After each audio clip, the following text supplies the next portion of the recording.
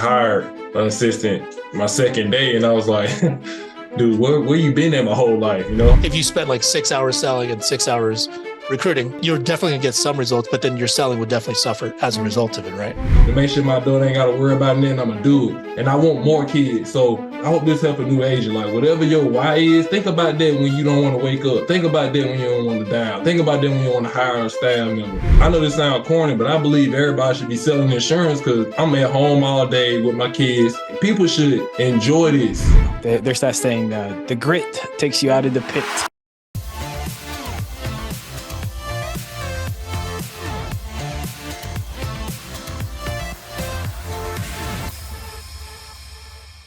Thanks for joining this week on the Elite Sales Podcast. I'm very happy to be joined in the studio this week. Co-host John Baccaron. How we doing? Just had a birthday. Yeah. Feeling wiser? No. Woke up with a back pain and stuff. Man, 38's rough. Do you feel like you've gotten any you look at life differently now that 38 than when you did 28? Yeah. I used to go on vacations on my birthdays. And now 2 kids, man. Tied down. Yeah. And then, my first kid, her birthday's on the 25th. Right. Mine's on the 17th. Lost my whole October birthdays. No one cares about your birthday anymore. Yeah. Instead of spending the trips and going on my vacation trips, now I got to go spend money on Chuck E. Cheese. Horrible. No more gambling money, no more vacation money. Yeah, man. Well, there is, but now you got to multiply by like 4. Big difference. Yeah.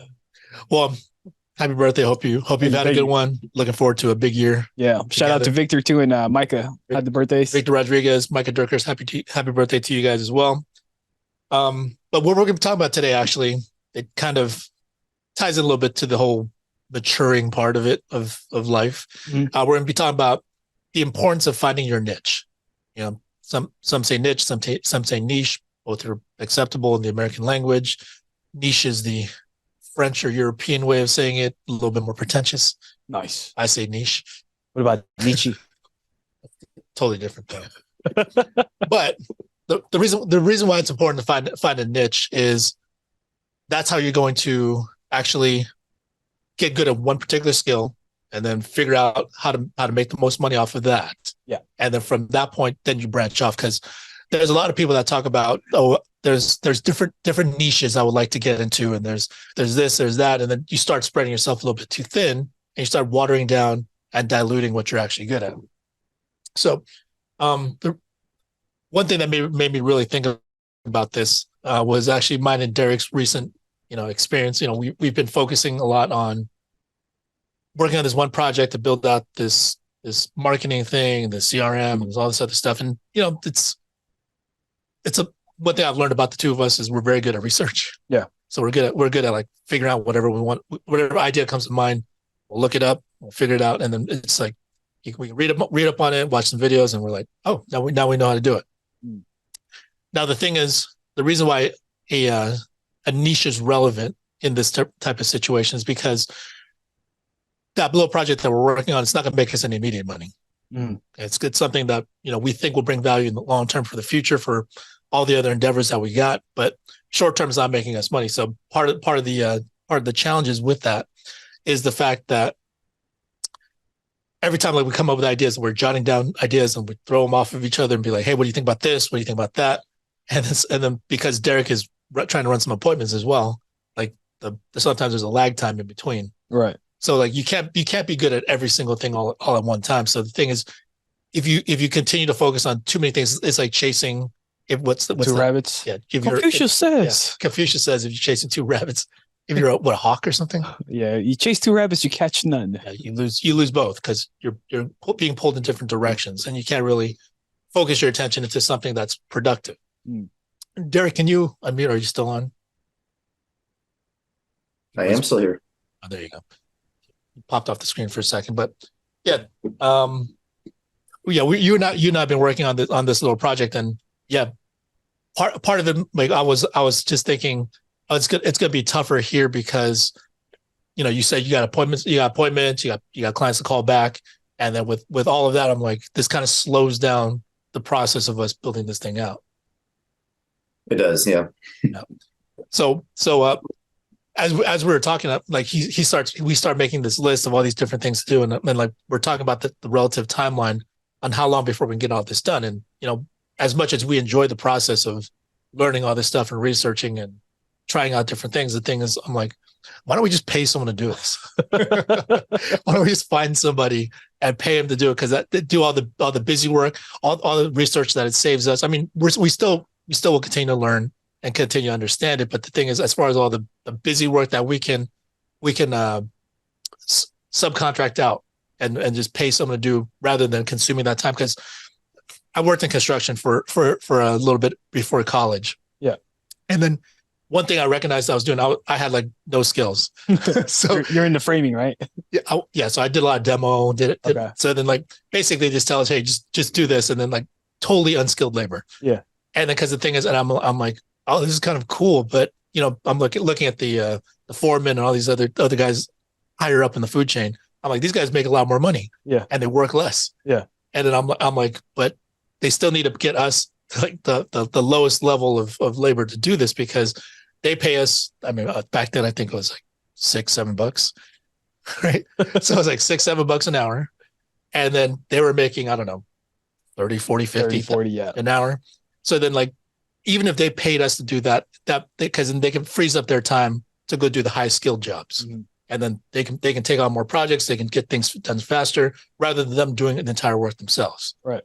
So you got to figure out what your particular niche is. So the thing is, Derek, can you have any thoughts on how this helps us as far as speeding up the project? I mean, yeah, it's obviously, like especially for us, like making sales is going to be the first priority. Having something, creating these insurance productivity tools that we're going to be, releasing out is going to be, is definitely going to be important. So it's nice that we're able to subcontract out, but it's this time management kind of thing. So as far as like any input on that, I mean, it's cool that we have outside help for sure. Like, I could learn how to create websites and code websites. Like, it'll take a lot of time, but if there's somebody that knows how to do it for, our time, and it's like the same thing, I think, is almost like a dialer / what we're creating in itself. Like, yeah, we could sit through manually dial all these, but is that like the best use of our time? Which, probably not, especially for the cost that it's, going to ultimately, be distributed at. So it'll be cool. What we're doing is good. Yeah. And insurance productivity is always the biggest priority for anything.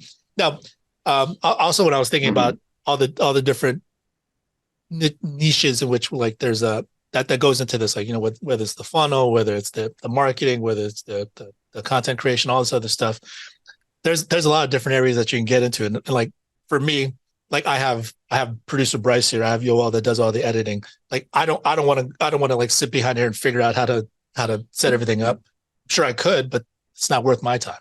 Like, it's not like, I'd rather pay someone to do it because I need to focus on running an agency. I need to focus on, generating the content that we need for our team. So you also brought up this one quote to me from someone that you knew. He said, "The riches are in the niches," right? Do you remember that? I do. Yes. Do you think that's an effective strategy? Or tell us the origin of it, or like what that person meant. That person, well, I mean, just a lot of people know that saying, focusing on one thing and really mastering that. This person had decided to focus on all of the niches, and that was kind of the issue there. And that's why I kind of brought it up to you, was you can't focus on everything and then just expect, it's just like having, just being a jack of all trades, but a master of none of them. So, but I mean, as far as what you're saying, I'm not really sure how you want me to tie that in there. Oh no, I just thought it was kind of funny, because then like when you brought it up, I was like, I don't think that's necessarily true.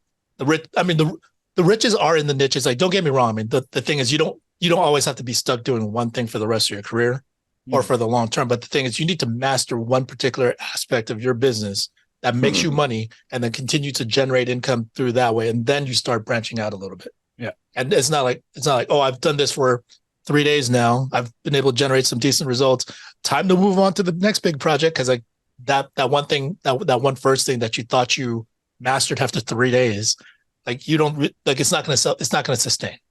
It just won't. So But as far as that particular person, that individual that we're referring to him, is his business thriving? Is business booming for him? I would say no. Too many, has too many hands and too many cookie jars. And, instead of just focusing on one thing, just decided to do all of it. There are people that could be successful down the road, but of this, you probably will be. But if you can master one thing and then have that be a great income source and then work on the next thing and then master that and then work on the next thing. But while you're, after you master something, have something like, insurance productivity tools, get the IPT going and take over some of that, mundane tasks so you can free up your time to learn something else would be the way to go for sure. Right. Speaking of IPT, what is IPT? IPT is actually, that's just insurance productivity tools. It's kind of like a blanket statement that we're going to be using for this lead management system, the Elite CRM. But it's just a tool, it's just one of the tools that we have coming out. There's going to be most likely going to be more, but everything that we're doing is going to be powered by IPT. So we got the Elite CRM that's coming out, launching soon, but everything's going to be powered by IPT because IPT is the engine, the thought process behind everything that we got going here.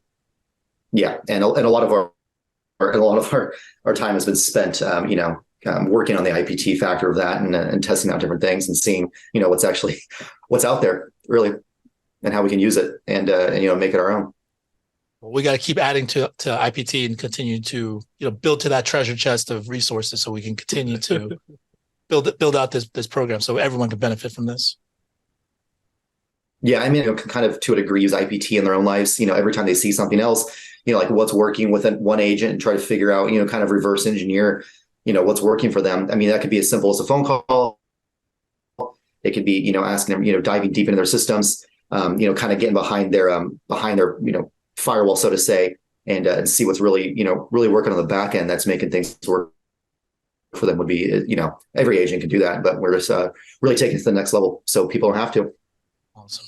Great. Well, I'm really excited. I think us finally, or me finally, because it was my mistake this whole time. Like I was just thinking like, all right, when are we going to find time to do this? Like after calls, after live dials. But I just got this from like, I'm such an idiot. Why don't I just pay someone to do it? Especially in a different time zone. Right. So like you could like what you were saying, like go on Fiverr, go on these groups, right? You could do it in the afternoon, but if they're available and that's their morning time, right, you can go to sleep, wake up, and whatever you were looking at is done by the time you wake up. Right.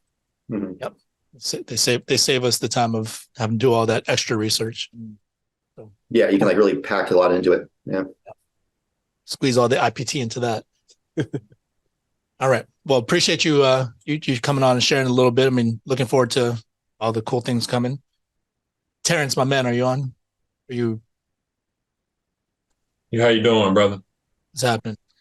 All right. Appreciate you hopping on with us. So, speaking of the niches, or the thing is like the goal is to try to figure out what you're really good at, and then focus all your energy and attention into that one thing because that's where, or you should figure out what you're really good at that pays you the most. And so, like, you just recently hired an assistant, Terrence. You like one thing you really are good at is you're really good with people, and you're really good at maintaining activity, keeping a disciplined work schedule. And every morning you're just on live dials throughout the day. You're a machine. So you've been good at that. It's been generating you to type of income. So that now you're trying to figure out ways to kind of make it more efficient, right? Right. When I first started with Andrew, Andrew told, if you don't have an assistant, you're losing money. And I fought that notion for a while. And I hope you're enjoying the video so far. Please make sure that you like, subscribe, comment, anything to help support the algorithm so we can continue to bring you more valuable content and continue to be part of your lives. Also, if you don't feel that it's providing you that much support since you're already at this point, like and subscribe anyway. Finally hired an assistant my second day, and I was like, dude, where you been at my whole life, So it frees you up mentally. Now all you gotta do is worry about helping clients. You ain't gotta worry about calling this person. It just makes it simple for you.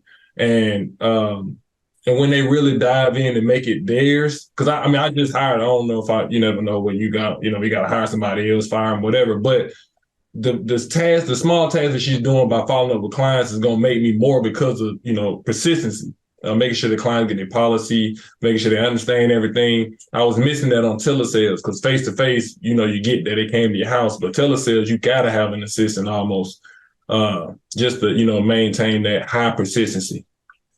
So, what are some of the responsibilities you've passed on over from yourself over to your assistant? Okay, for any agent, just to help brand new agents or anybody at that level that's selling, because they're selling 15, 20 that looking to scale out. The main thing I would suggest is to call the carriers that the emails that Americo get you for the initial payment and the second initial payment. Don't wait till it's a lapsed policy before you start following up. Follow up with them on the initial draft, and that way you probably can save it. Have a bookie on the calendar and stuff like that. She actually saved 2 policies today from emails. Actually, she emailed a person. And the person, I ain't got time to email people. I'm following up, but she emailed them, and I'm like, I got an appointment with him. He got a new bank account. I just could. He got a new phone number, so she saved somebody. So that right there is pretty much gonna pay her salary for the next 3 months. You know what I'm saying? So it's just a blessing, man. And then you helping other folks. It's a blessing for her to be able to have a part-time income. And I'm not micromanaging and work with her family. It works for everybody. I love helping folks. So that's the main part. Yeah. And one thing that's clear about your business, Terrence, is that on live dials throughout the day, you're just calling, you recently talked about your 0 for 19 streak.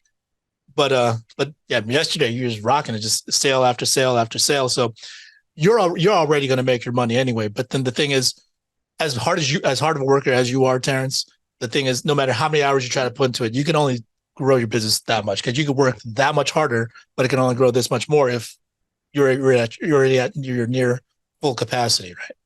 So getting an assistant for everyone out there that's watching. I mean, this is how Terrence is going to be able to help expand his business exponentially, because now that he has someone, aside from following up with your clients, and she's already paid dividends. If she saved 2 policies, she's more than paid for whatever you're going to pay her, right? That's the slept on part about this business too. It's not just like, hey, what new sales can I make? It's like, what sales can I keep to, number 1, avoid chargebacks, but number 2, get your residuals and your renewals.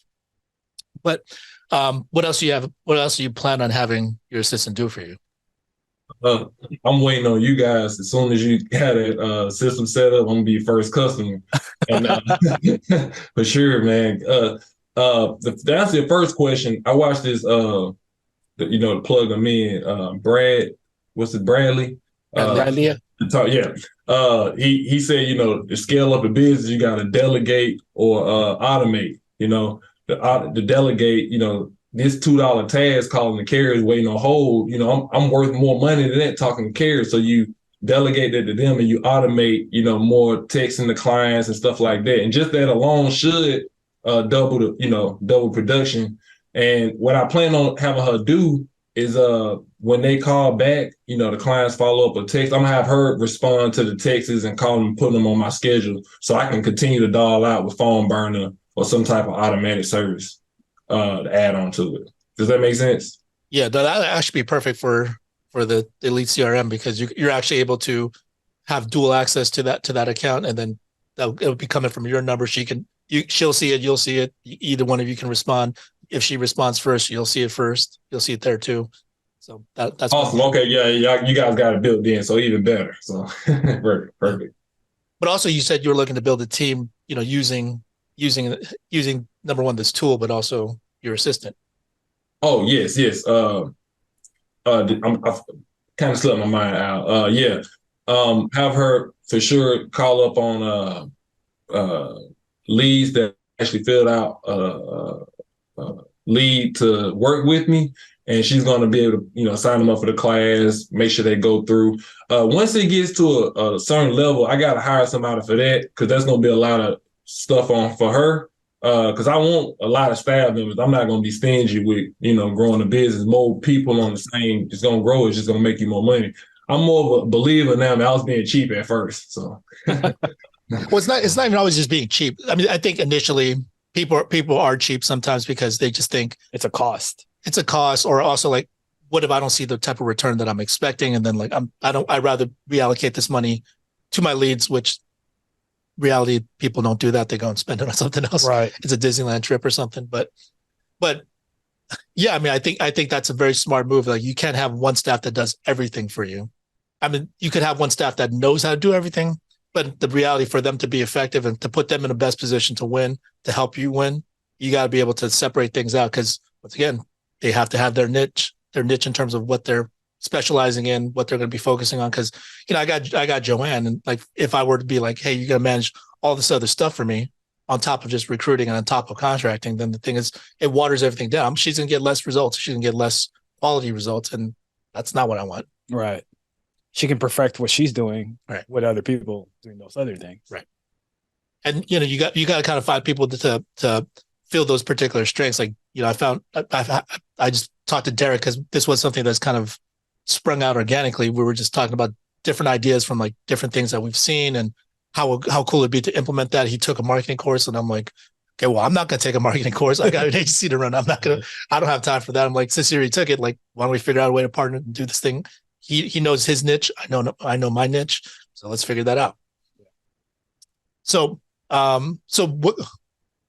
what's next for this? Like, how big can you see your business growing, having one assistant and starting from there and then growing from there?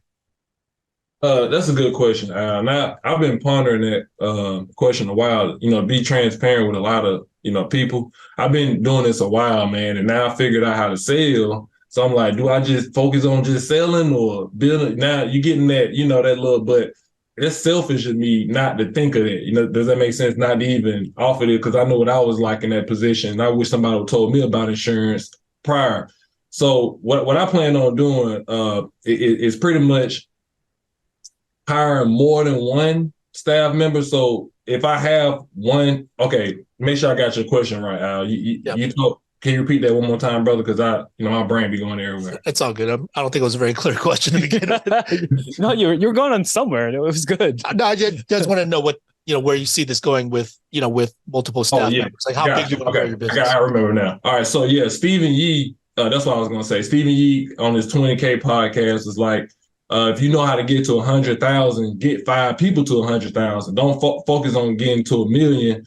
So I know what I need to do. So I find 5 leaders, have them find 3-4 people, and get them to VP. Does that make sense? So it's not one all on me. It's everybody carrying the load at once. Because I know how to get the VP, but I don't know how to get to $1 million a month. But 5 people there, or 7 or 10, whatever that equals, will get to my goal financially, to break it down in pieces. So right, it really helped me financially.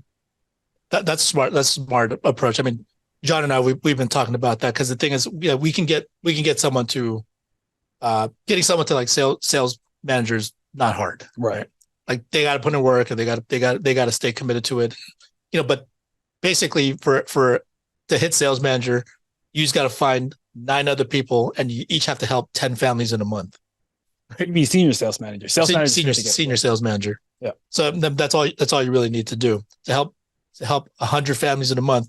You yourself find 9 other people, and each of you help 10 people within a month, 10 families within a month. Yeah. You're at senior sales manager, right? So that's relatively easy. Now, to tell someone to come in and be like, all right, I need you to get to 1,000 families in a month. Yeah. Then that's a little trickier, because then the thing is, like, they have to either have a lot of business acumen, a lot of contacts, a lot of money to invest.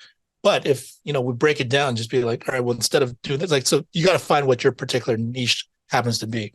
Like, if someone's really good at selling, then the thing is, like, Terrence is really good at selling. So instead of him focusing on spending his time recruiting, which I think he could be a good recruiter too, but then now there's no such thing as multitasking. You got to make a decision. You got to portion out your time throughout the day. But if Terrence is spending, how many hours a day do you spend selling or on the phone? At least 9 a.m. to 9 p.m. Because when I hop off at 7, I still hop on at the house. So right.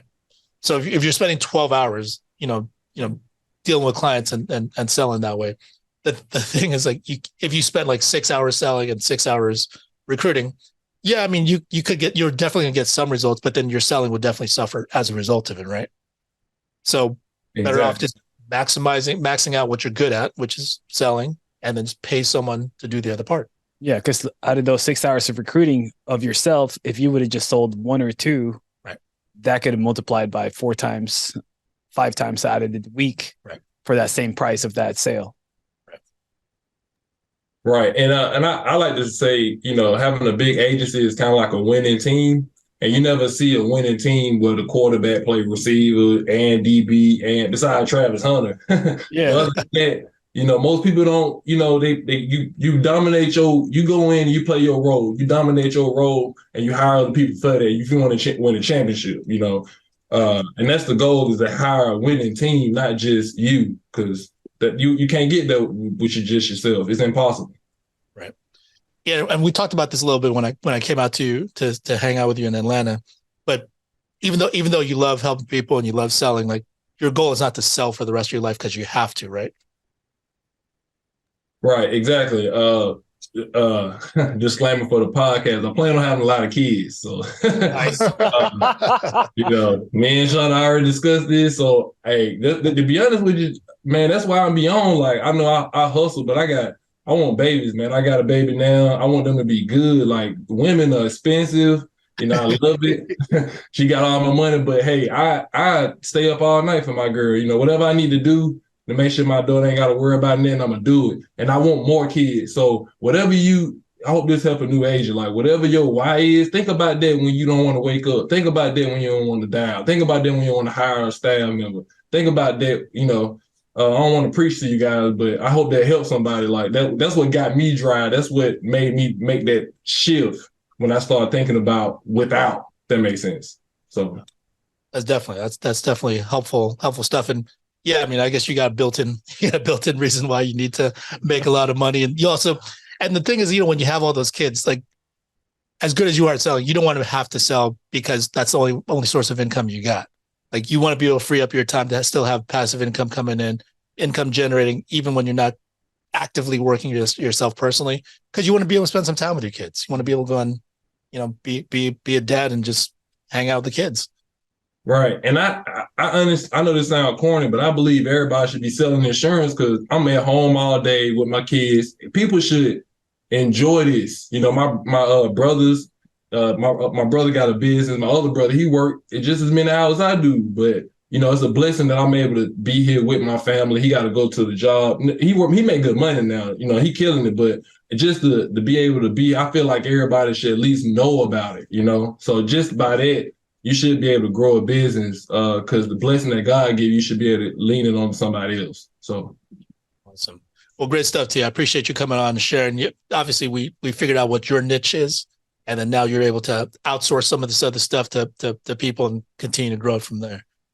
Thank you for having me on, bro. It's a pleasure. Thank you, John. So this, as far as the niche, we got Helen Hilton Jones coming on in a second, but as far as the niches and the niches, I mean, I use them interchangeably. Niches. But so I was listening to a podcast with Alex Hormozy. So the leads guy. So I've been reading that book, at least listening to his ebooks and listening to his podcast. We're trying to figure out this marketing thing for our own respective purposes. And then one thing he was talking about was actually talking about the 5 phases of niche hopping. Okay. Right. So when people find their niches, it's some people they erroneously believe if they have a bunch of different niches, they're going to make more money than having one job that they focus on. Okay. But that's not really true. And I've told you this, and I've told a couple other people this. The tip, more often than not, and almost always, I would say, the guy or the gal that has one job will normally make more money than the person that has 2 jobs. Right. And the person that has two jobs will normally make more than the person that has 3 jobs. Mm-hmm. Generally speaking, until you get to a certain point where your business is so big that you just have a lot of money you can invest, and you're just like a consultant and you're an investor, and then that changes the game. So that's different. But for the people that say like, oh, I'm going to do this and I'm going to sell this on the side. I'm going to drive Uber. I'm going to do DoorDash, and I'm do all this other stuff. I'm like, yeah, you might be making a decent amount of money at times, but to run yourself that ragged, to be jumping from like one thing to the next, to be diverting your attention to all these different things, you're never going to get good at one particular thing. Yeah, I think it's because there's that notion of, you want to have 6 sources of income. Right. And that's the way to get rich, right? But a lot of people don't understand that the 6 sources of income, they're talking about 6 sources of passive income. Right.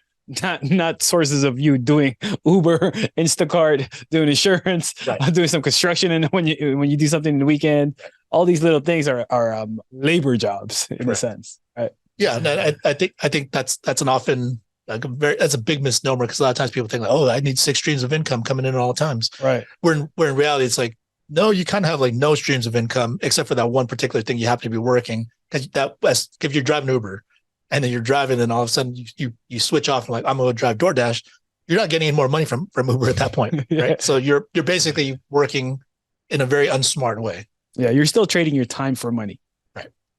Right. Whereas like if you built up one massive business and then it's running on its own, it's still going to continue to make money without you being there present all the time. Yeah. Then you can venture off and start building a second.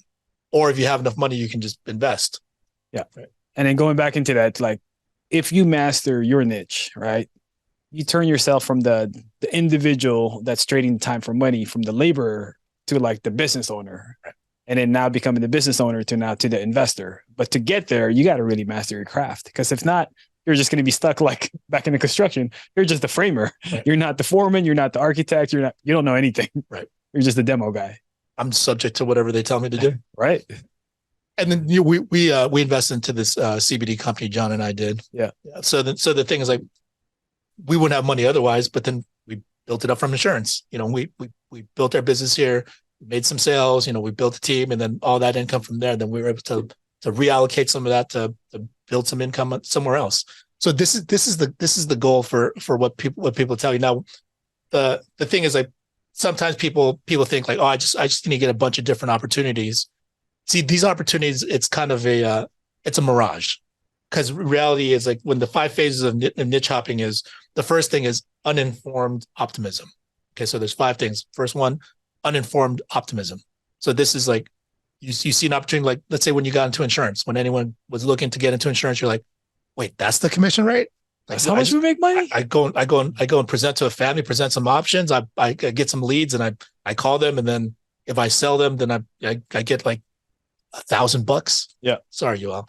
And then you're like, that's pretty good. Yeah. And then you're just thinking like, okay, well, that's the uninformed optimism, because you just think I can just keep recreating. Now, if I made one sale, and then I'm like, wow, that was pretty easy. I made this much money in just 1 hour. Man, imagine if I did this 10 times a day, 7 days a week for 365 days, I'd be like a gazillionaire. Right. Right. So then like, the opportunity is there, but the thing is like, you don't factor in all the parts where you need to take time off. And if like there's a chargeback, or if you have to take a personal day, or whatever it is, the flow changes, work, basically. You didn't manage your money right, whatever it is. So the thing is, that uninformed optimism is still present because you're not informed yet. You just started. Okay.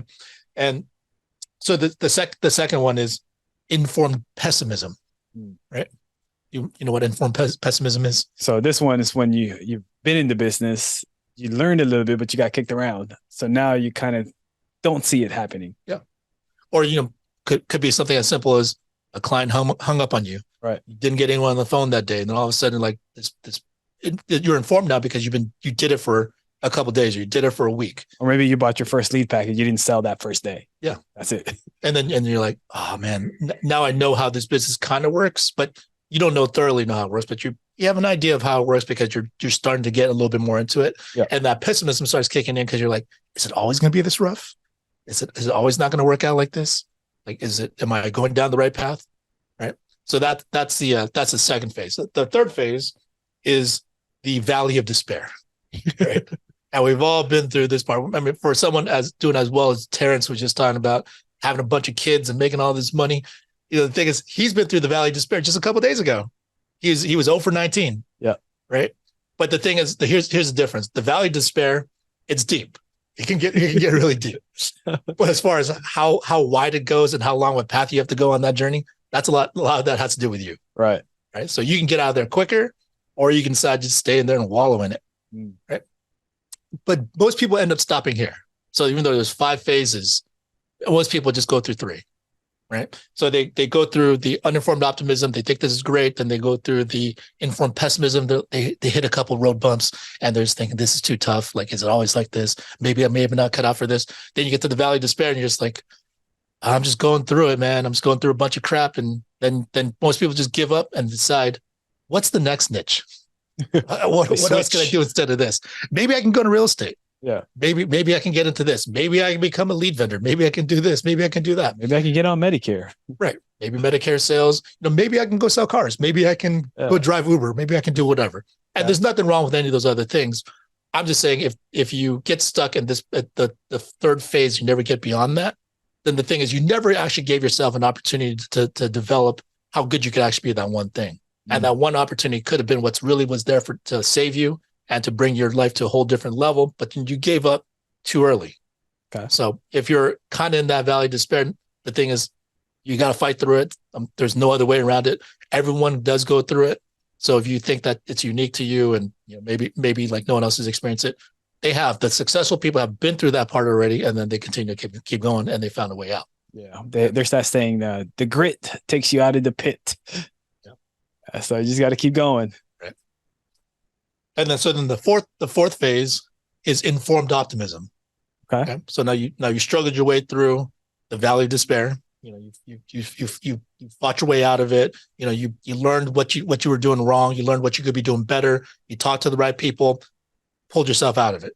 Now you have some informed optimism, because when it comes to informed optimism, all right, now you already knew what you're getting yourself into. You knew what this can do for you. You've seen small chunks of results. You saw little bits of a little cross section of how things could be.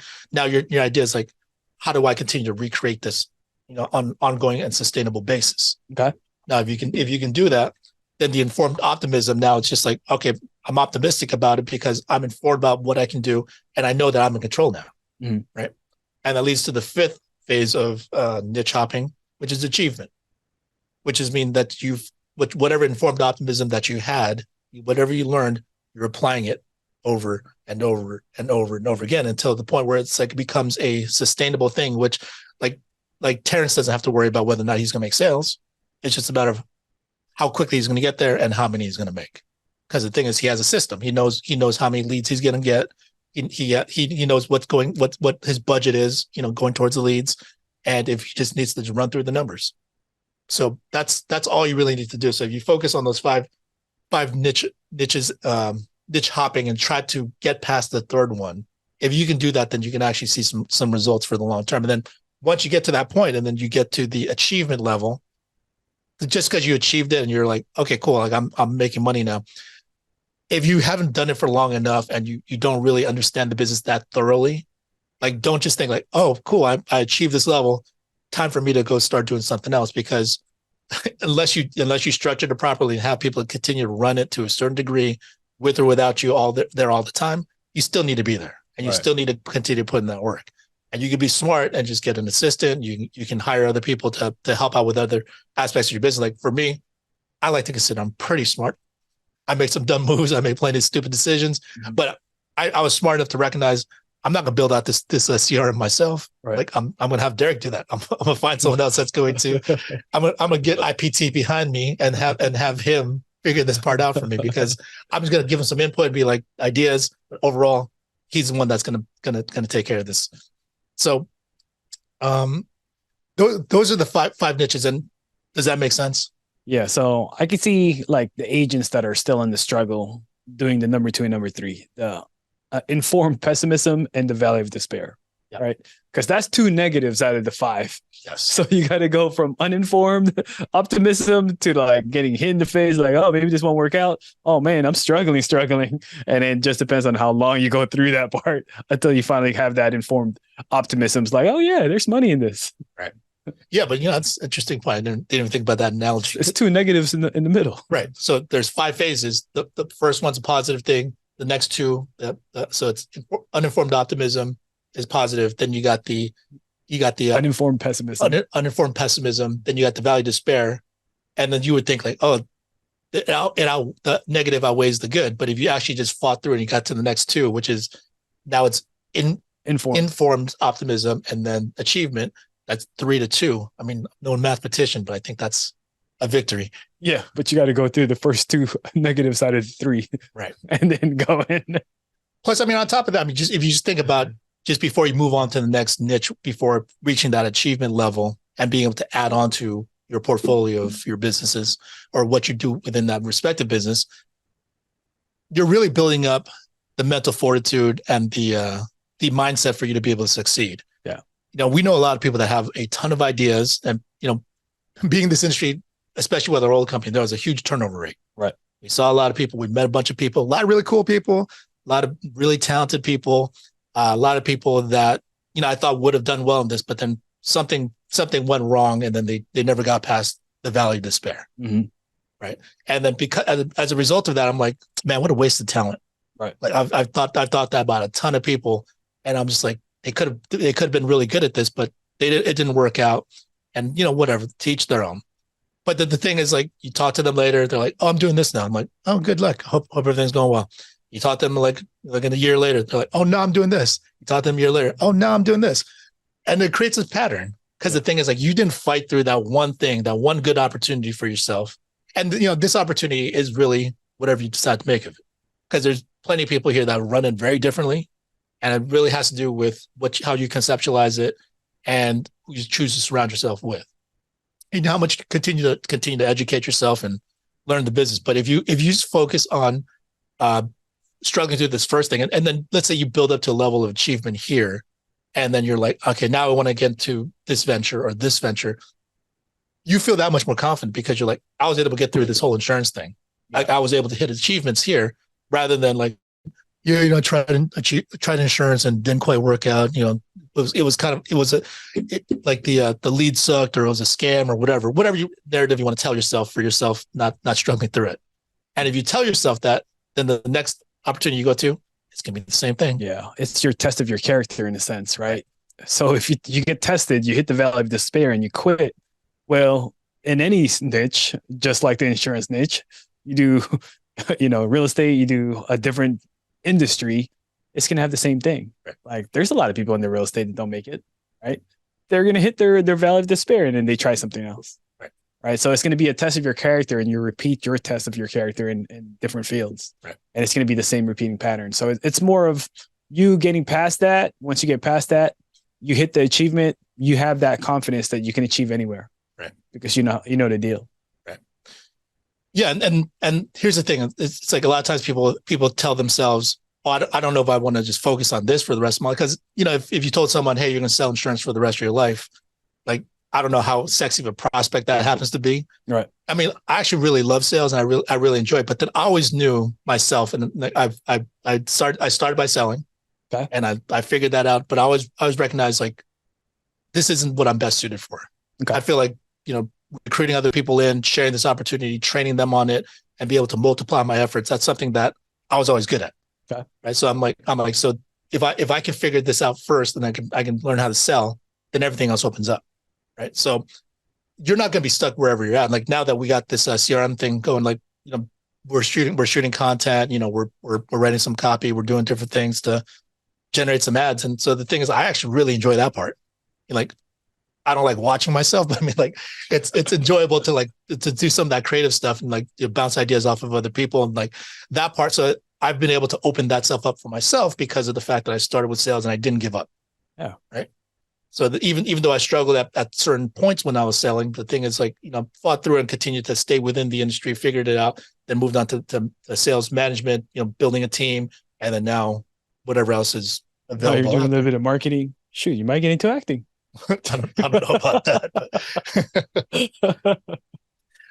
But besides, you got to figure out what your particular niche is and focus on that one thing and actually put your attention into it, because that's where you're going to get the most results. And I was driving in today and I thought about this. It's probably a bad analogy, but when I was younger, when I was in my mid to late 20s, okay, I'd been in a couple long-term relationships. So then I was I was kind of a little bit over that. And then I don't know what I was doing. It probably was because I was having some success at work and I was kind of feeling myself. And I don't know, maybe I was extra charming during that time, but I was, there was a period in which I was dating like 5 girls at one time.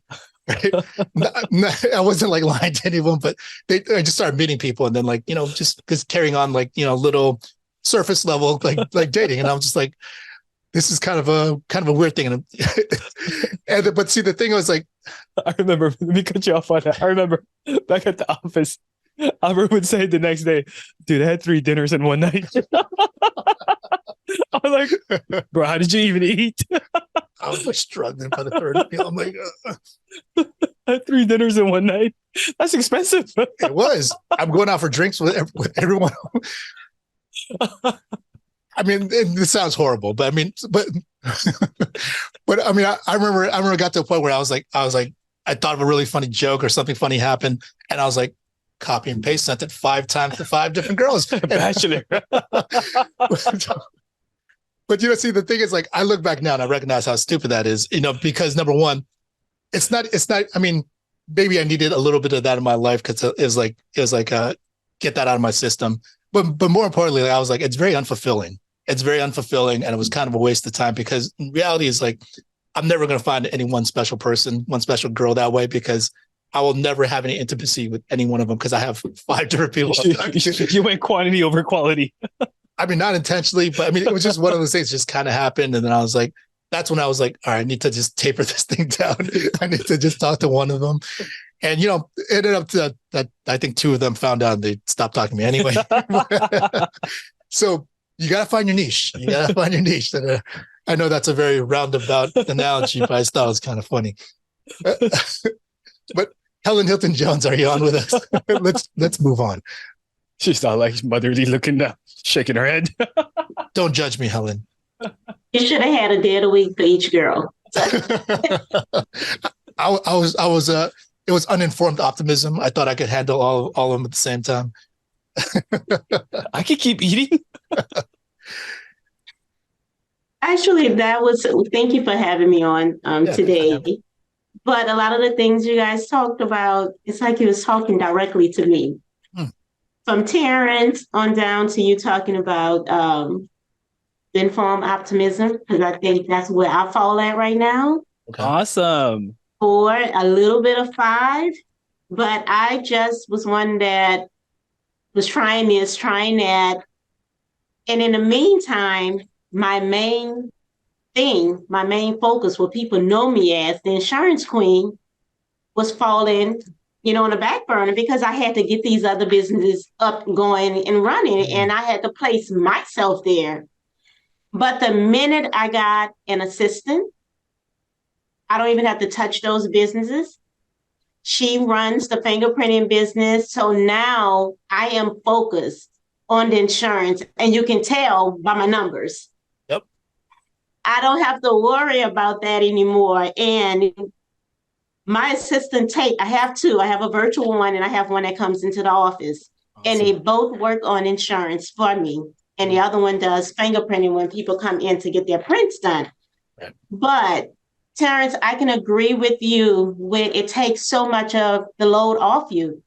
And some of the things that was falling in a crack of me forgetting to call the carrier, seeing that, hey, this person here is still impending. Why?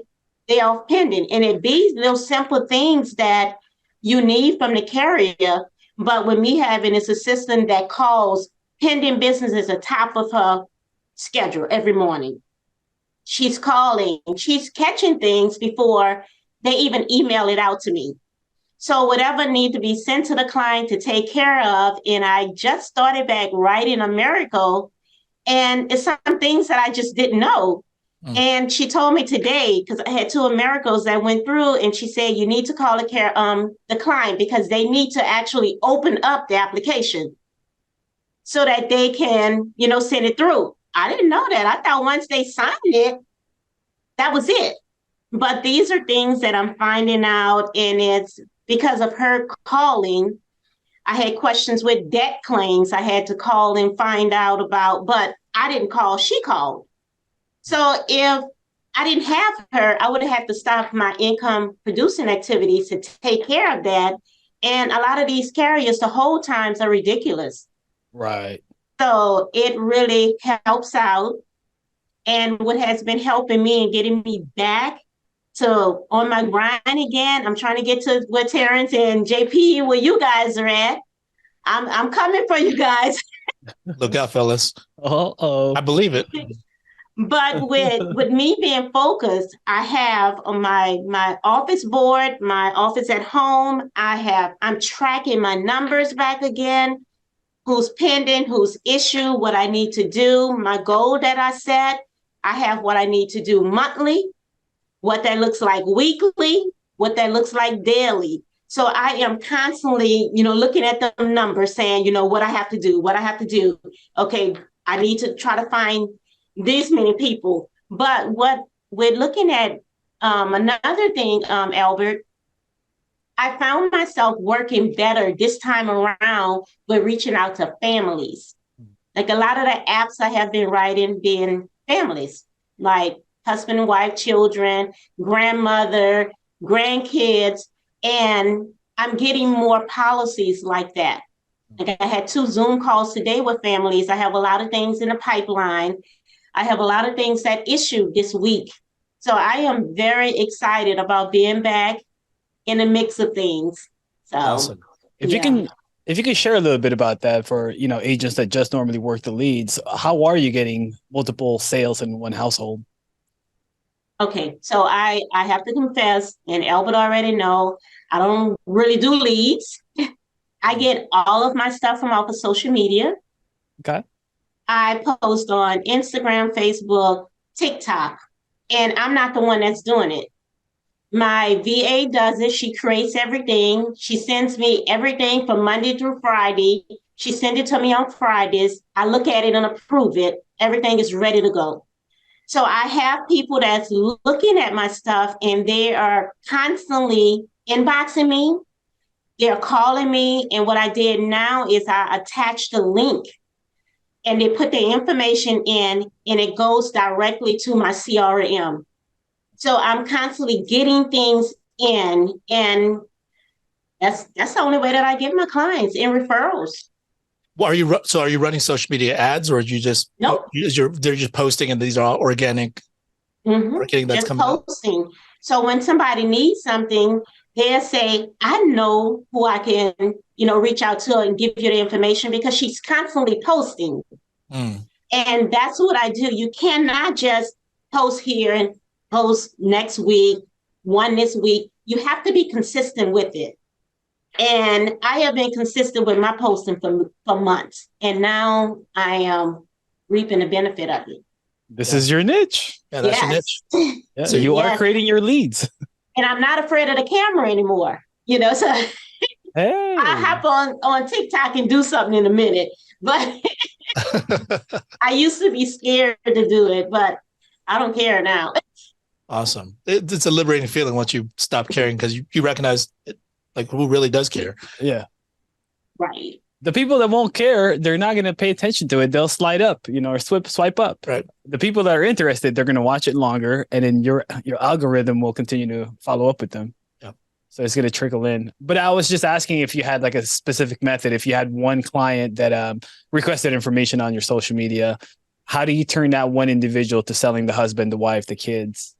Did you have a specific method on that? I understood your question. So what I'm doing is when I'm talking to them, I am asking them, do you have any grandkids? Or do you have anybody that you would be responsible for to take care of those final expenses? Will you be the one to get the phone call if something happens? And if you're going to be the one to get the phone call, then you need to make sure that they have some insurance on them.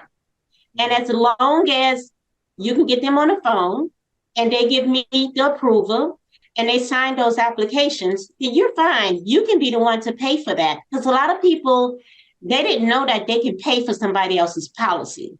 And I let them know you can also be the owner of that policy and pay for it. But they have to make sure that they are the ones that sign in the application. So you're getting the clients that wanted and bought insurance from you to also buy more insurance from their family members. Instead of like booking an appointment with the daughter and selling the daughter and having the daughter pay, you're just saying, okay, mom, you buy it. Yes. And That's you can pay for it. And you won't get in trouble for it as long as they're the one signing it. And then I just let them know I'm going to send you a signature for you to sign because you're the owner and a payer. And they're also going to get an email or text message to sign themselves because they are the insured. Yeah, that's a great method. You're fine. Yeah, especially for our final expense clients that have extra disposable income. Right. Her question is, do you have anybody that you're responsible for in case they die? Financial responsibility for. And then I get a lot of people that say, my mom, or my dad. Well, you can pay for their policy, but let's get mom on the phone. And I talk to them, get the information, go over things with them, and I'm writing them. So what is it that occurred to you? Because obviously, for all the agents that are listening, we see this all the time. Whenever you sell the lead, the person that signed up for it, you just sell that person, but you don't include the spouse. You don't ask about the kids. You don't ask for referrals, or in Helen's case here, she just asked if they want to take out the policy for their relatives. Right. But what occurred to you that made you make this change to start asking this way? Because I saw how much money I was leaving on the table. Right. Mm-hmm. And to making sure, I'm like, I am not taking care of that family if I'm not asking about everybody. Even though mom called me, you have other family members. So, I'm not doing my job to help the family if I'm not offering it to everybody from the grandchildren on down.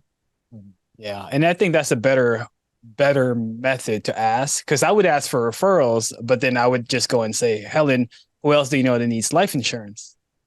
And then they either will say something or they won't. Right. But when you say it in a way where, who else do you know that you're responsible to pay for a funeral? They die, you pay. Let's go take care of them. So it's a more very, very intent questioning. And they have a lot of parents who, if their kids are older, they don't worry about it. If they have young adults in their 20s, even early 30s, that's not responsible. They're not thinking about, if something happens, mom, you got to take care of that.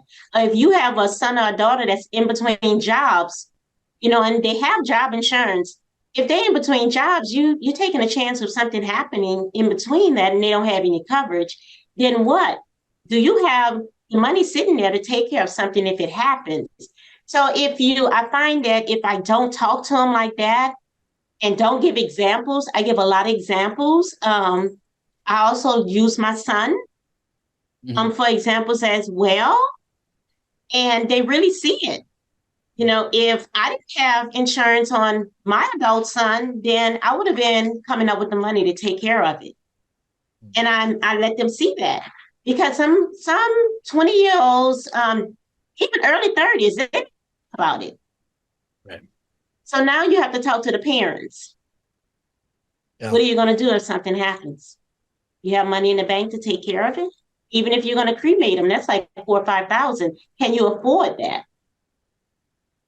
It's a very interesting way of looking at things. And yeah, that's actually if you start looking at it from that angle, it does make a lot of sense. Because think about how many referrals we've asked for in the past. And then we're like, hey, what about your kids? Do they need insurance? They're like, well, they're not working right now. They can't afford it. Like if we took Helen's approach, we'd be like, well, can you? Yeah. Can you afford their policy then? Because if they can't afford it, then they can't afford anything else. And you're going to be responsible for anything financially. So what's their names? And it's not just that. It's such a great deal when you quote the older individual and then you start quoting their young kids. Like if you bought this for them now, from compared to the time that they're going to buy it when they're your age, you'll save them a lot of trouble and it's going to stay at this price. Right. So I noticed when you post all of that. Yeah. So whenever you post, I see like 3-4 sales at a time. Yeah. Even though they're small, they add up. Yeah. I had a parent yesterday. Her son was right there and she was like, I'm putting this in my bank account, but you're going to give me the money every month. I'm not going to take the chance of this payment not going through because you're not keeping the money in the bank. So what you're going to do is you're going to give me your money. And they have a lot of parents, and I just give examples. I talk to people and I'm like, okay, well, my last parent did it like this, so. Smart. That's awesome. Well, I'm real happy to see you back and re-engaged. I mean, now that you found your niche as far as, posting on social media, I can't wait till have some conversations with you, me and Derek, once we get everything up and running, see how we can use your content to run more ads for yourself and really weaponize this thing and take it to a whole other level. Now that we found that niche, how we dig deeper with it? Yeah. Especially coming from you, your clientele, whoever you attract, it just expands. So if anybody wants to see your content, how do we see Helen's content? Helen, the Insurance Queen. It's on. Is that on Facebook, TikTok, and Instagram? Helen, the Insurance Straight Queen. to the point. Mhm. There we go. She said what she said. Hey, can I let you on one secret before I let you go? Yes. You know, when I was talking about the five different phases of the niches of the niche hopping, I actually did think about you when you said when you talking about it. You felt like I was directly talking to you.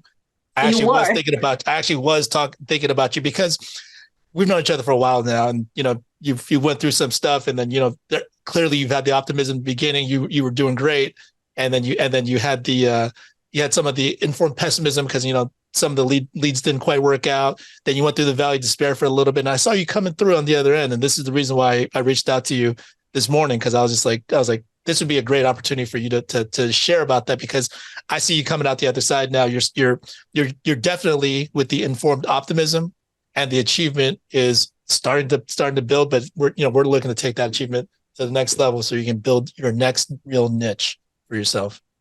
Thank you. And I was like, what are you thinking about? Because before I brought someone in, I had to go to that office because there was nobody else. You can't fingerprint and do live scans if you're not physically there. And I'm like, well, that's just a job. Work a job.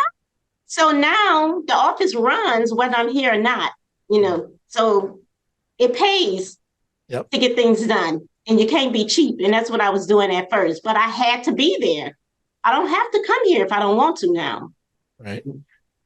Well, love it. Well, real happy for your success. Real happy to get you going full time again, so we can continue to work and continue to build together. I'm looking forward to big things from you, Helen. All right. Thank you. All right. So appreciate Derek Brower and IPT, Terrence Smith, Helen Hilton Jones, John Backron. Appreciate all you guys for your contributions. And just remember, figure out what your niche is. Make the most money that you can out of that. Get it up and running before you start venturing off to other things. Like, don't spread yourself thin. Don't go niche hopping. Remember the 5 phases and just dig into one thing and make the most of it. And then from that point, after you had that achievement, then you can start branching out a little bit from there. But it all takes time. It all takes experience. You're in the valley of despair. Just keep fighting through. I promise you, it's great on the other side. So hope that helps. See you guys next week. Hope you guys enjoyed the video. Thank you guys once again for supporting. If you guys want to see more of that, please make sure you like, subscribe, click on this link here to subscribe, click on this link for the next video.